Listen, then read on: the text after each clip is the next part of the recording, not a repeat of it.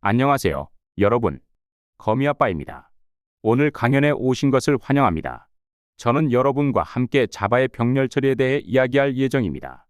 특히 포크 조인풀과 패러럴 스트림을 함께 사용할 때 문제에 대해 다뤄볼까 합니다. 자, 다들 편안한 마음으로 들어주세요.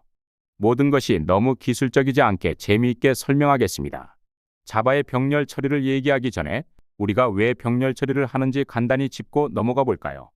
우리가 일반적으로 직렬로 작업한다고 생각해 봅시다.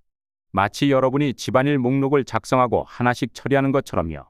그런데 병렬 처리는 이 목록을 가족에게 나눠주고 동시에 여러 작업을 진행하는 것과 같습니다. 결국 우리 모두 주말에 좀 더 TV를 볼 수 있게 시간을 절약하는 거죠. 다만 가족 구성원이 일을 어떻게 할지 제가 직접 통제할 수 없는 것처럼 병렬 처리는 몇 가지 주의할 점이 있습니다. 자, 먼저 포크 조인풀이 무엇인지 설명해 볼까요? 포크 조인풀은 자바 7에서 소개된 프레임워크입니다.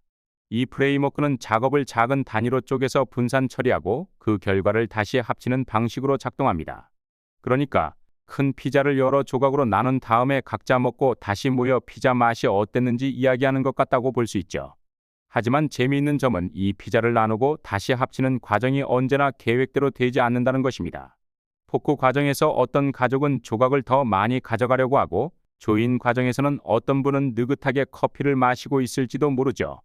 이런 일을 방지하기 위해 우리는 병렬 스트림, 즉 패러럴 스트림 함수와 같은 추가적인 도구를 사용할 수 있습니다. 패러럴 스트림은 자바 8에 도입된 기능으로 스트림을 병렬로 처리할 수 있게 해줍니다.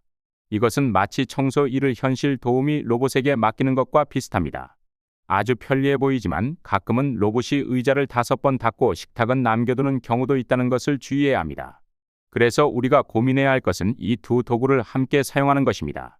표면적으로는 포크 조인풀과 패러럴 스트림 모두 성능을 최적화하기 위해 병렬 처리를 사용하는데 이 둘을 신중하지 않게 같이 쓰게 되면 오히려 혼란이 초래될 수 있습니다.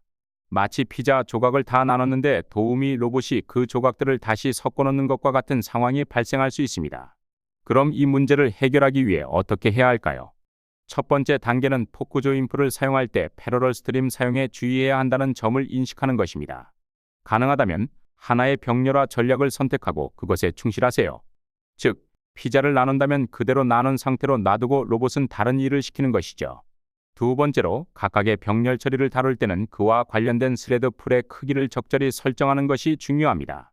만약 너무 많은 스레드를 한꺼번에 돌린다면 오히려 성능이 떨어질 수 있습니다.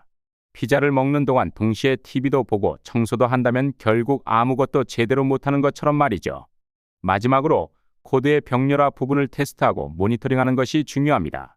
혹시라도 피자가 완전히 다른 맛으로 변해 있는 경우를 대비해 자주 결과를 확인하고 조정하세요.